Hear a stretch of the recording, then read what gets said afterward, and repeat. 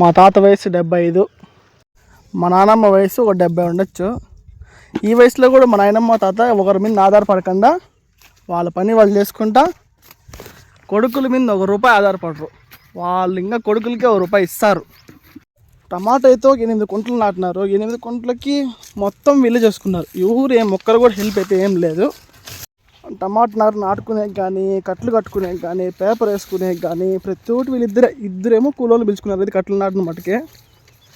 ఇప్పటికీ వీళ్ళిద్దరే మొత్తం కాయలు పెరుక్కుంటా ఒకరి మీద ఆధారపడకుండా మా మీద అస్సలు ఆధారపడరు ఏదానికి కూడా. ఇంత వయసు వచ్చిన ఎర్రటి ఎండకి బాగా కష్టపడతారు. అది ఎందుకు వద్దులే కూర్చోండి అంటే ఒక నిమిషం ఉండరు. ఒక 4 ఆవులు పట్టుకొని మేపుకుంటా కొంచెం సేద్యం చేసుకుంటా లైఫ్ అట్లా సాగిస్తాండ్రు. చిలుకలు తోడుంటే పాడే కోయిల వెంటుంటే భూలోకమే ఆనందానికి